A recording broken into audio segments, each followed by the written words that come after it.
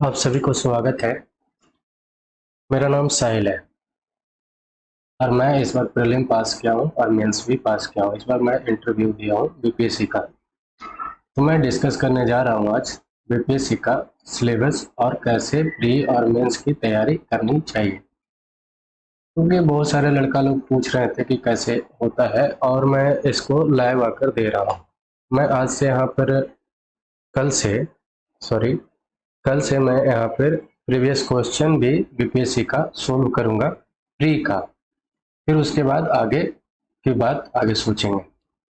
ठीक है, तो बीपीएससी का सिलेबस पहले जानेंगे, फिर बुक्स कौन कौन है वो जानेंगे कि क्या क्या पढ़ना चाहिए और प्रीवियस क्वेश्चन को कब और कैसे पढ़ना चाहिए। तो बीपीएससी के सिलेबस के बारे में पहले आते हैं, पार्ट बाय पार्ट सोल्व करेंगे प्रॉब्लम को। जैसे कि प्रीलिम को पहले देखेंगे तो प्रीलिम के बारे में पहले पढ़ेंगे और प्रीलिम के सिलेबस के बारे में जान जाएंगे, फिर मेंस का और फिर लास्टली इंटरव्यू का। तो पहले प्रीलिम के बारे में बात करते हैं। प्रीलिम जो बीपीएससी का सिलेबस है, और बीपीएससी जो है 3 स्टेज में एग्जाम लेती है। एक तो प्रीलिम है और एक मेंस है और दूसरा इंटरव्यू है। तो प्रीलिम जो है आपका 150 मार्क्स की होती है। 150 मार्क्स का होता है। 150 उसमें 2 घंटा आपका समय रहता है, 2 आवर में आपको 150 मार्क्स सोल्व करना है। नेगेटिव मार्किंग नहीं होता है। तो पूरा पहले प्री का बारे में जान लेते हैं, फिर मेंस का। प्री 2 घंटे की एग्जाम होती है। एक जनरल टेस्ट का सिर्फ एग्जाम लेता है, जिसमें साइंस मैथ 10 होता है, हिस्ट्री होता है, ज्योग्राफी होता है, इकोलॉजी भी होता है जो ज्योग्राफी के साथ मिक्स रहता है, और उसमें पॉलिटी होता है और इकोनॉमिक्स होता है, और करंट अफेयर जिसका समसामयिक बोला जाता है। तो इस पर हम लोग चर्चा करते हैं कि कब और कैसे और कितना पूछता है बीपीएससी खास करके। तो पहले हम जनरल साइंस पर बात करें तो जनरल साइंस आपकी करीब करीब 30 से 35 क्वेश्चन पूछने वाला है। जनरल साइंस जनरल साइंस बहुत ज़्यादा इम्पोर्टेंट है और इसे कहाँ से पढ़ना चाहिए, तो इसे 9th 10th का तो एनसीईआरटी पूरा अच्छा से पढ़ना चाहिए। अगर आपको पास टाइम है तो 8 9 10th का पूरा अच्छा से एनसीईआरटी को कवर करिए। इससे ज़्यादा नहीं पूछने वाला है बीपीएससी, खास करके प्रीलिम में। प्रीलिम में इसको जान जाइएगा आप। अगर एनसीईआरटी को 8 9 10th का साइंस पढ़ लेते हैं तो साइंस एंड डेवलपमेंट जो आएगी मेंस में जो टॉपिक है वो भी आपका कंप्लीट हो जाएगा।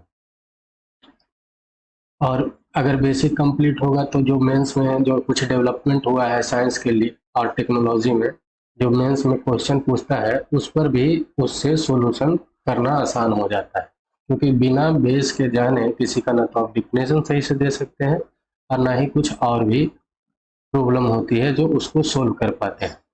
ठीक है, तो दूसरा बात है internet event of national and international importance. ये ज़्यादा प्रीलिम्स में पूछता नहीं है, लेकिन हाँ करंट अफेयर से रिलेट करना चाहिए इसको। करंट अफेयर में हाल के फिलहाल में जैसे कि अपना अ, सचिव क्या बोले हैं, प्रधानमंत्री के पीएमओ ऑफिस से कोई कोई टॉपिक हुआ है, कोई देश के प्रति रिलेशन हुआ है, जैसे कि क्वाड है बना है, सऊदी अरबिया के साथ कैसा रिलेशन है, इजराइल के साथ कैसा रिलेशन है। तो ये सब थोड़ा थोड़ा टॉपिक होता है, छोटा छोटा क्वेश्चन पूछता है, इससे ज़्यादा क्वेश्चन पूछता नहीं है। यात्रा पूछ लेगा, आपको कहाँ गए थे, या ये देश से अभी क्या चीज़ उस पर सोल्व हुआ है प्रॉब्लम, अभी देश में कहाँ पे यूपीआई लागू हुआ है, कौन सा देश अपना डेबिट कार्ड चलाना शुरू किया है। ये सब छोटा छोटा टॉपिक पूछता है और इससे ज़्यादा पूछता नहीं। और दूसरा history of Bihar and history and Indian history.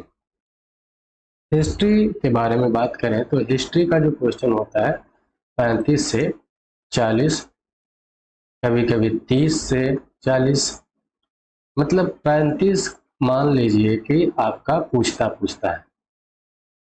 Suppose that अगर 35 मानते हैं इसे इरेज कर देते हैं।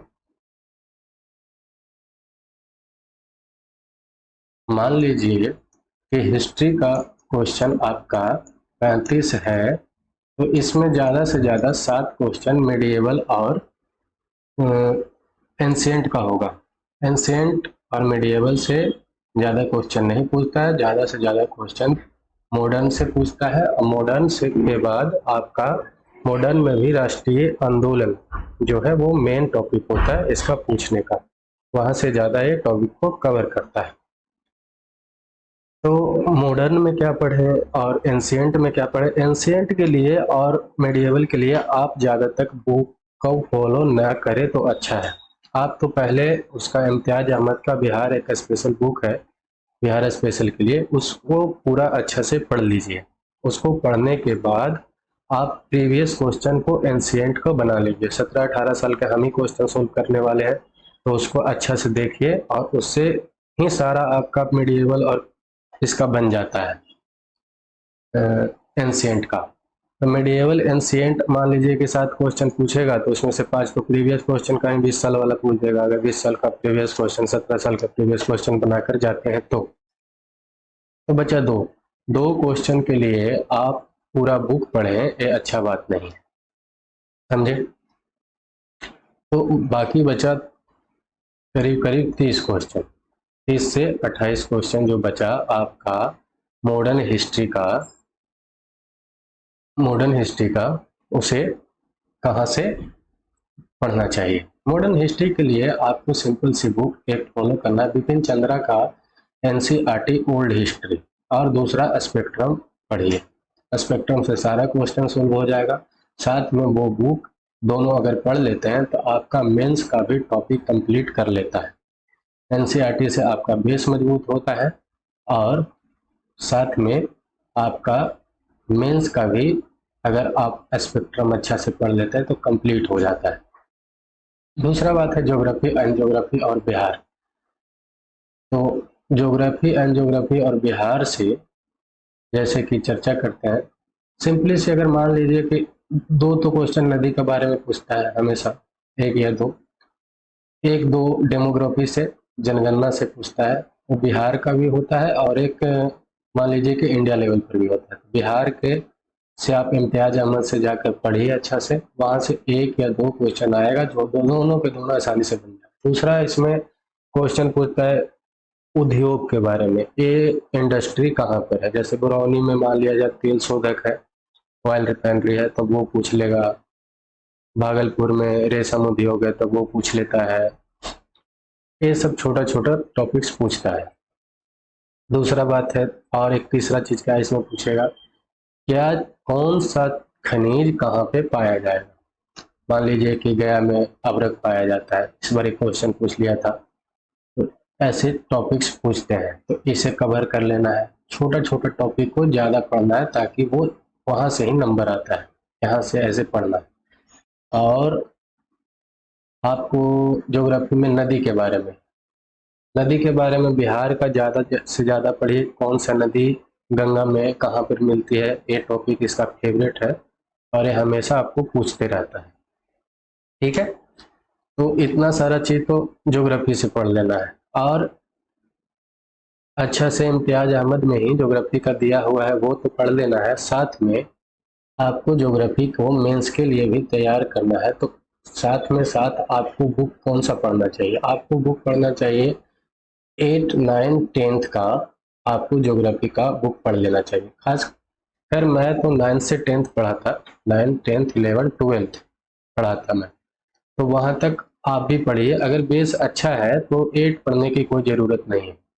9, 10th, 11, 12th का ज्योग्राफी अगर आप पढ़ लेते हैं और आपका अगर ऑप्शनल नहीं है ज्योग्राफी, तो आपका समझिए कि जीएस पेपर के लिए जनरल स्टडी का पेपर है वो आपका कंप्लीट हो जाता है, जो मेंस में पूछता है। आगे चर्चा करेंगे उस पर। और इंडियन पॉलिटी और इकोनॉमी, इंडियन पॉलिटी से आपका 5 से 7 क्वेश्चन आने वाला है। तो 5 से 7 क्वेश्चन भले ही आता है लेकिन आपका क्वेश्चन अच्छा आता है, खास करके 2 साल से क्वेश्चन अब बीपीएससी अच्छा डालने लगा है, तो इसको आप तो पढ़ना ही चाहिए आपको अच्छा से। साथ में आपको कहाँ से पढ़ना चाहिए ये बात है। तो आप 11th का बुक का जरूर पढ़ें। 11th का जो है पॉलिटी का बुक, उसको आप पूरा अच्छा से कवर करिए। और साथ में एक लक्ष्मीकांत का बुक है, एम लक्ष्मीकांत, उसको आप पढ़ लीजिए। ये दोनों आप अगर बुक पढ़ लेते हैं, एम लक्ष्मीकांत और साथ में 11th वाला बुक, तो आपका प्री और मेंस का दोनों कवर हो जाता है। कोई बोलेगा कि एम लक्ष्मीकांत क्यों पढ़े? अरे क्यों पढ़े भाई, मान लिया जाए कि आपका प्रीलिम हो गया उसको बिना पढ़े, लेकिन आप जरा सोचिए कि मेंस भी तो पास करना है। मेंस नहीं पास करेंगे तो आपको इंटरव्यू के लिए लेटर नहीं आएगा, इंटरव्यू नहीं दीजिएगा तो आपका फाइनल सिलेक्शन नहीं होगा। लास्टली तो आपको फाइनल सिलेक्शन लेना है, तो मेंस का भी तैयार करना है साथ में साथ। Change in economy of post independence, ये सब टॉपिक्स पूछता नहीं है प्रीलिम्स में, खास करके Indian national movement and the role of Bihar, ये टॉपिक्स बहुत इंपॉर्टेंट है। यहाँ से आपका पूछ लेगा, जैसे कि बिरसा मुंडा के पहले पूछता था जब बिहार में झारखंड था तब। दूसरा टॉपिक अभी फेवरेट इसका क्या रहता है यहाँ से, इंडियन नेशनल मूवमेंट में भारतीय जब राष्ट्रीय आंदोलन हुआ था तो उसमें क्या क्या था। 1857 के क्रांति का बिहार का जैसे कि क्या उसमें साथ था, बहावी आंदोलन में जैसे कि क्या था, इंडियन नेशनल कांग्रेस में बिहार का क्या साथ था, ये सब टॉपिक्स पूछता है। जैसे 1912 ईस्वी में बांकीपुर वाला हुआ, 1925 ईस्वी में गया वाला ब्रिटिश का सॉरी कांग्रेस का जो सम्मेलन हुआ था, अधिवेशन हुआ था, उसका अध्यक्ष कौन था। ये सब छोटा छोटा टॉपिक आपको पूरा अच्छा से वहां से कवर कर लेना है। उसका अध्यक्ष कौन थे, वहाँ कब हुआ था, वो क्यों हुआ था, इसके लिए थोड़ा सा पढ़ लेना है। दूसरा बात, जैसे कि मान लीजिए कि महात्मा गांधी चंपारण में आए, तो महात्मा गांधी चंपारण में आए तो प्रीवियस क्वेश्चन पढ़ने का फायदा क्या होता है और कैसे पढ़ना चाहिए। तो मान लीजिए कि महात्मा गांधी चंपारण में आए 1917 ईस्वी में, उनका फर्स्ट आंदोलन था जब इंडिया लौटे थे। 1915 ईस्वी में वो साउथ अफ्रीका से लौटे थे। साउथ अफ्रीका वो एक्चुअली गए हुए थे किसी केस के मामले में, वहां पे लड़ने के लिए। केस का मतलब कि वो एक वकील थे, तो वो वकील थे तो उनको एक केस लड़ने के लिए उनको साउथ अफ्रीका भेजा गया था। तो उसके बाद वो 1915 में आए। उनका फर्स्ट आंदोलन जो था बिहार में था, चंपारण आंदोलन में, जिसको चंपारण आंदोलन बोला जाता है। उनको राम कुमार शुक्ल थे, जो 1916 ईस्वी में कांग्रेस का जो अधिवेशन था उसमें उनको आमंत्रित किया गया था। लखनऊ जो अधिवेशन था उसमें वो आए, उनके साथ राजेंद्र प्रसाद और भी लोग थे, राम कुमार लोहिया थे शायद। तो वो सब मिलकर वहां पर गए और वहाँ का जो मतलब कि किसान लोग से ब्रिटिश लोग वहाँ पर शोषण कर रहा था, उस पे उन पर अत्याचार को रोकने का प्रयास किए। तो वो एक्चुअली था, तीन कठिया जो था वहाँ पर एक शोषण हो रहा था, किसान को ब्रिटिश लोग कर रहे थे। तो उसका रूल था कि आप अगर आपके पास 1 बीघा जमीन है, 20 कट्ठा मान लिया जमीन है, तो उस पर आपको 3 कट्ठा नील का खेती करना ही करना है। अगर आप नहीं करिएगा तो आपको खेती नहीं करने देगा, आपको शोषण किया जाएगा, आपका कर बहुत ज्यादा लगाया जाएगा। तो ये सब होता था। तो ये सब बात को आप सोचिए। तो प्रीवियस क्वेश्चन पढ़े तो मतलब कि आप यहाँ से पूरा टॉपिक्स को पढ़ लीजिए। जैसे कि क्वेश्चन कैसे पूछता है बीपीएससी, महात्मा गांधी का फर्स्ट आंदोलन चंपारण आंदोलन। महात्मा गांधी का फर्स्ट आंदोलन कब हुआ? 1917 ईस्वी। महात्मा गांधी को चंपारण आंदोलन में के लिए आमंत्रित करने वाला व्यक्ति राम कुमार शुक्ल। महात्मा गांधी को साथ घूम जाने वाले आदमी राजेंद्र प्रसाद। ऐसे करके ये टॉपिक को पूरा पढ़ लेते हैं। और प्रीवियस क्वेश्चन पहले तो आप सिलेबस पढ़िए, फिर उसके बाद प्रीवियस क्वेश्चन पढ़िए, फिर उसके बाद बुक्स पढ़िए। अब प्रीवियस क्वेश्चन हम क्यों पढ़ने पहले बोल रहे हैं, क्योंकि अगर आप प्रीवियस क्वेश्चन पहले पढ़ लेते हैं और फिर उसके बाद बुक को पढ़ते हैं, आप सिलेबस पहले से जाने हुए हैं, तो बुक पढ़ने पर आपको लगता है कि प्रीवियस क्वेश्चन अगर पढ़े हुए होते हैं तो लगता है बुक पढ़ते हैं तो कि ये टॉपिक ज़्यादा इम्पोर्टेंट है, ये टॉपिक्स कम इम्पोर्टेंट है, और सारा बुक में तो इम्पोर्टेंट हो नहीं सकता है। इसलिए पहले प्रीवियस क्वेश्चन को पढ़ना चाहिए। प्रीवियस क्वेश्चन को आपको पढ़ने से फायदा क्या है, जैसे कि मान लिया जाए कि ये 150 मार्क्स के प्रीलिम में पूछता है, तो प्रीवियस क्वेश्चन से करीब करीब रिलेटिव 60 से 65 क्वेश्चन बीपीएससी का रिलेट करता है, सिर्फ प्री का आपका प्रीवियस से। मतलब रिलेट करने का मतलब ये है कि कुछ क्वेश्चन तो डायरेक्ट वही आ जाता है प्रीवियस वाला ही, और कुछ क्वेश्चन जो होता है उस टॉपिक से ही रिलेट करता है। जैसे महात्मा गांधी के चंपारण वाला से था, तो वही जो टॉपिक था उसी के आगे पीछे से वो पूछ लेता है। चलिए, तो आपका यहाँ से मान लिया जाए कि 60 से 65 आप यहाँ से सोल्व कर लेते हैं 150 में, और आपका 10 मैथ पूछता है, 10 मैथ, तो मैथमेटिक्स आपका 10 हो गया। इसको आपको पूरा अच्छा से कवर करना है। आप 10 में से 8 तो कम से कम बनाकर आइए ही आइए, तब आपका पूरा होगा।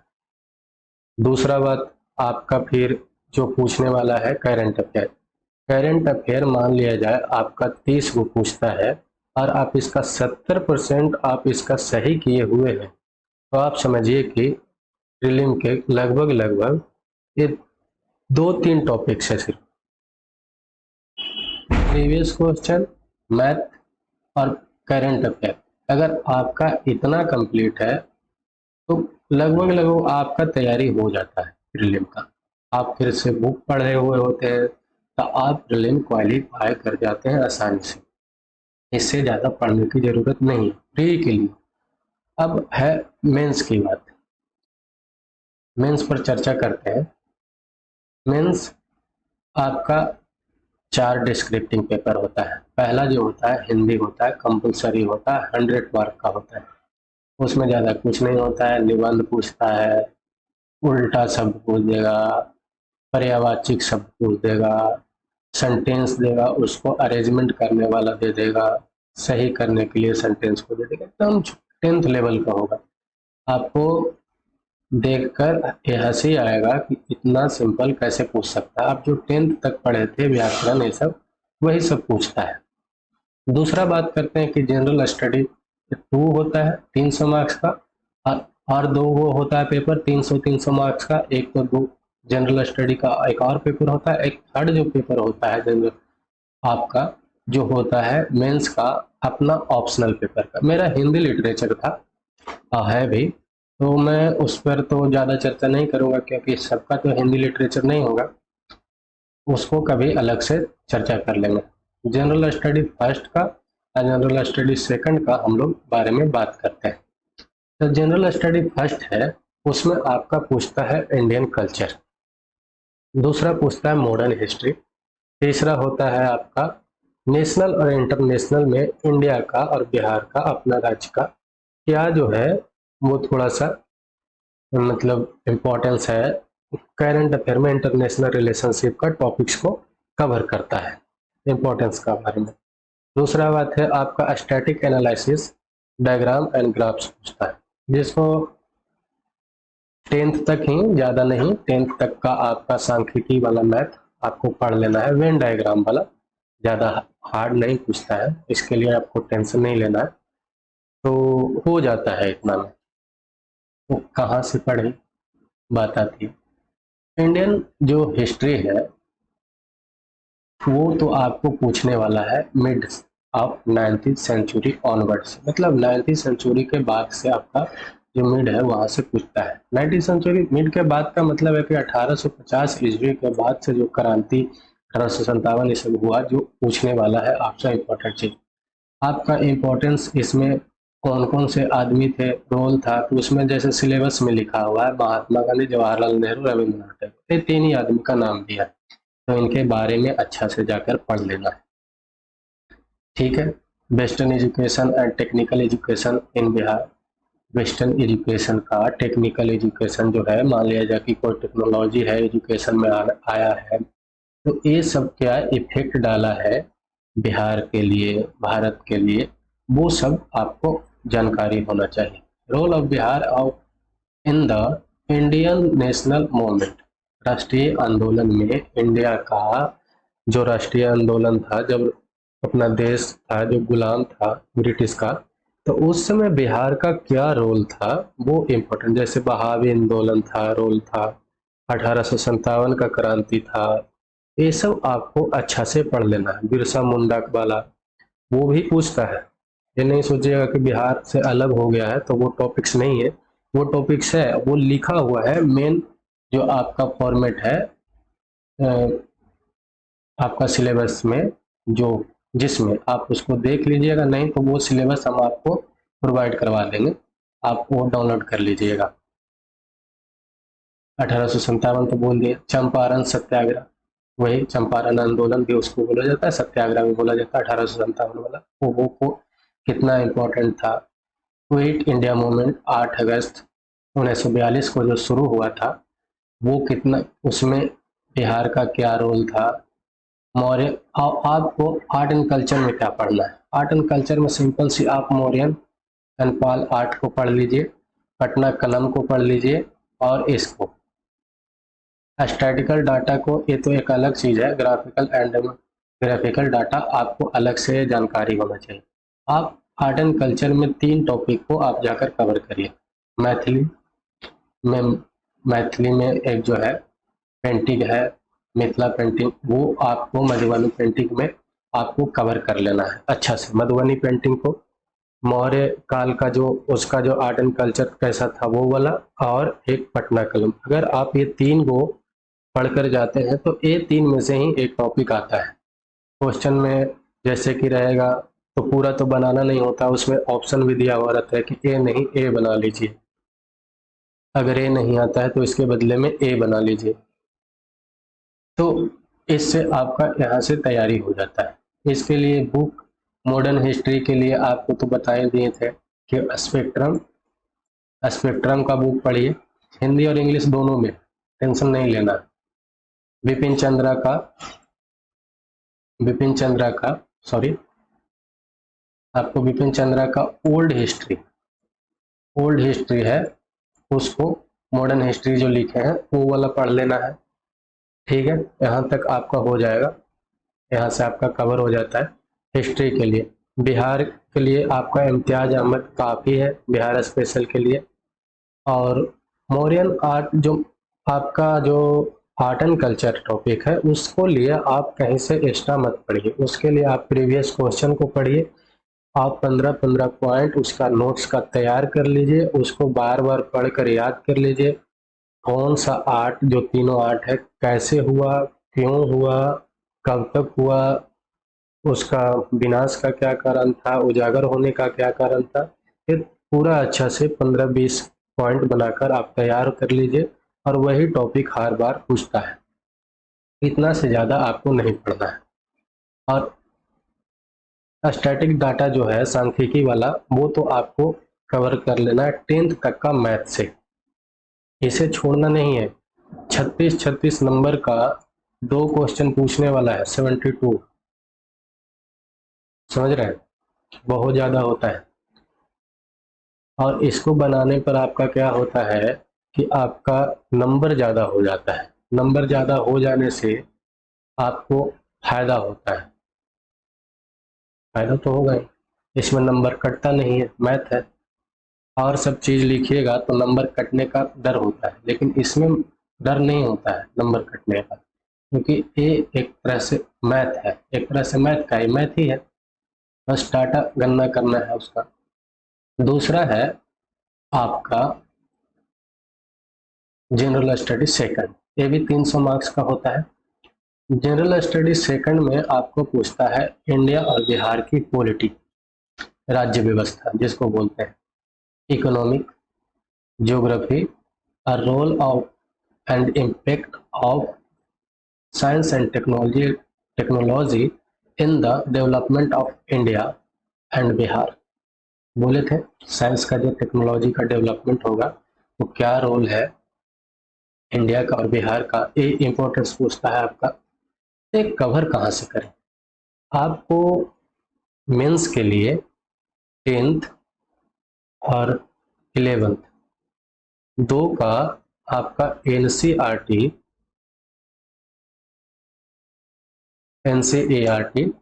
आपको पूरा अच्छा से कवर कर लेना है पॉलिटी के लिए।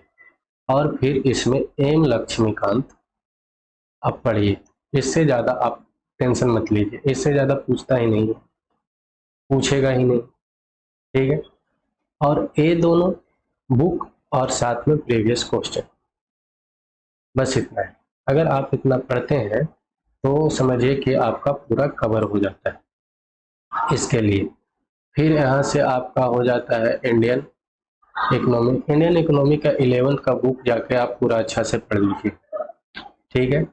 मैं तो मोनाल सर का नोट्स भी पढ़ लिया था, क्योंकि मुझे यूपीएससी का भी एग्जाम देना होता है, तो मैं इस बार प्रीलिम भी मेरा हुआ है यूपीएससी का, तो वो उसके लिए हम मोनाल सर का जो इकोनॉमिक्स है वो भी पढ़े थे। तो वो अगर आपको पढ़ना है, यूपीएससी का देना है एग्जाम, तो आप कवर कर सकते हैं, कोई नुकसान तो है नहीं। हर कोई व्यक्ति होता है जो सिविल सर्विस का तैयारी करता है, तो दोनों को करता है, यूपीएससी का भी और बीपीएससी का भी, जो अपना स्टेट पीसेस होता है। दूसरा आपका पूछता है इंडियन ज्योग्राफी। इंडियन ज्योग्राफी के लिए सिंपल सा बुक पढ़िए, अगर आपका ऑप्शनल नहीं है तो। अगर आपका ऑप्शनल नहीं है तो आपको क्या पढ़ना है, 9, 10th, 11th, 12th का ज्योग्राफी एनसीईआरटी का कवर कर लीजिए। 9, 10th, 11th एंड 12th का आपका एनसीईआरटी कवर कर लीजिए, आपको इससे ज़्यादा नहीं पूछने वाला है। और साथ में मैप को पूरा अच्छा से कवर कर लीजिए, बस उससे ज़्यादा टेंशन नहीं, उतना ही। और आपका साइंस एंड टेक्नोलॉजी के लिए 9, 10th तो पढ़ना ही पढ़ना है पूरा अच्छा से, साइंस एनसीईआरटी को 8 का भी। और इसमें आप करंट अफेयर को अच्छा से फॉलो करिए। करंट अफेयर में साइंस एंड टेक्नोलॉजी का क्या डेवलपमेंट हुआ है, क्योंकि साइंस एंड टेक्नोलॉजी डेवलपमेंट का मतलब ही है कि डेवलपमेंट न्यू क्या हुआ है। 10 साल पुराना कोई डेवलपमेंट हुआ हो, इसका ये तो डेवलपमेंट हुआ था, लेकिन अभी डेवलपमेंट क्या हुआ है वो ज़्यादा इम्पेक्ट डालता है, वही ज़्यादा क्वेश्चन भी पूछता है, ठीक है। तो इतना ही है। और मेरा तो ऑप्शनल दूसरा था, हिंदी लिटरेचर था, तो इसके लिए तो सबका हिंदी लिटरेचर तो होगा नहीं, तो उसके पर ज़्यादा चर्चा करने के लिए ज़रूरत नहीं है। और तीसरा जो एक टॉपिक होता है इंटरव्यू के लिए, इंटरव्यू को तैयारी कब और कहाँ से करना चाहिए। तो इंटरव्यू का तैयारी, जैसे कि मैं जानता हूँ, इंटरव्यू का तैयारी आपको जब आप शुरू करते हैं तैयारी उसी समय से कर देना चाहिए। अब कारण क्या है कि वहीं से शुरू क्यों कर देना चाहिए, देखिए हम लोग एक सामाजिक प्राणी हैं, समाज में रहने वाले लोग हैं, तो हम लोग में जो समाज का जो असर है बहुत गहरा होता है। 20 साल से आप उसको ग्रहण करते आ रहे थे, जैसे कि बहुत सारे वाद है, क्षेत्रवाद, संप्रदायवाद, जातिवाद, ये सबको आपके मनोभावना में, धर्मवाद, ये सब आपके मनोभावना में भर दिया जाता है। इसे आपको दूर करना है, दूर 1-2 दिन में होने वाला है नहीं, कुछ टाइम लगेगा। आपको सुधारिए, अपना भाषा को सुधारिए, भाषा को सही करिए, दोस्त को कम करिए, जो गलत भाषा बोलता है उसको कम करिए, दोस्त लोग को। अगर वो दोस्त को रखना भी है तो उसको भी बोलिए कि सही से बात करें। दोस्त भी बनाना है तो वैसा दोस्त बनाइए जो अच्छा सा भाषा यूज करता है। कम से कम ग्रेजुएट होने के बाद तो गाली का यूज कम ही करना चाहिए। और अगर ये सब आप सुधार लेते हैं तो आपको इंटरव्यू में आपको फायदेमंद होता है। वहाँ पे जानते हैं हुए भी कि ये लड़का है तो या लड़की है, उसको भड़काऊ क्वेश्चन पूछता है जानबूझकर, और उससे आपका ही नुकसान होगा। और आप अगर इसको नहीं सुधार पाते हैं, वहाँ पर उसका असर वो सीधे जांच लेता है। बहुत ज़्यादा एक्सपीरियंस व्यक्ति होगा आपके सामने, 4 गो व्यक्ति होगा, 4 व्यक्ति, बहुत ज़्यादा एक्सपीरियंस होता है, 65 साल का आदमी होता है, तो आपको जानने में 1 मिनट भी नहीं लगाएगा कि ये जातिवाद से ग्रस्त है, धर्मवाद से ग्रस्त है, क्षेत्रवाद से ग्रस्त है, संप्रदायवाद से, उसको जानने में 1 मिनट भी नहीं लगता है। वो आपका सारा मार्क्स पर दिखा देता है। वो आपको कुछ वहां तो बोलेगा नहीं, सारा के सारा मार्क्स पर इफेक्ट डालता है। ठीक है, तो उसे सुधारना है। दूसरी बात, वहां पर जब जाना है तो इंटरव्यू में आप डरिए नहीं, और ईमानदारी से जो चीज है वो सही रिप्रेजेंट करने के बारे में सोचिए। जैसे कि मेरे घर में मेरे फैमिली अगर फार्मर है, किसान है, तो इसमें डरना नहीं है और इसके छिपाने की बात नहीं है। इसको आप सही से बताइए कि ये है। ऐसे आप तो फिलअप करते ही हैं जब इंटरव्यू का फॉर्म होता है उसमें, लेकिन ये सब वहां पर आप सच्चाई की ओर बताइए। अगर आप ये सच्चाई से बताते हैं, कोई क्वेश्चन नहीं आता है तो उसको स्किप करिए, सॉरी सर नहीं जानते हैं इसके बारे में, मैं जाकर जानने की कोशिश करूंगा। ठीक है, अगर ईमानदारी से आप बोलते हैं, बताते हैं, तो सिंपल से वो मानता है कि अगर हम 10 क्वेश्चन पूछे तो एक जानकार व्यक्ति उसका 5 क्वेश्चन का उत्तर नहीं जानता था। इसका सिंपल सी बात यहाँ से ये होता है। अगर आप किसी क्वेश्चन को गलत आंसर देते हैं और अपना वो साबित करने के ऊपर टिके होते हैं कि ये सही है, तो वो सिंपल से ये समझ जाता है कि ये धोखेबाज व्यक्ति है जो अपने सिविल सर्विस के लिए सच्चा व्यक्ति नहीं है, और ये उसको गंदा करेगा सिविल सोसाइटी को। तो ये सबको ध्यान रखना इंटरव्यू के लिए, बस इससे ज़्यादा कुछ नहीं। अच्छा से पढ़िए, तैयारी करिए, बिल्कुल होगा।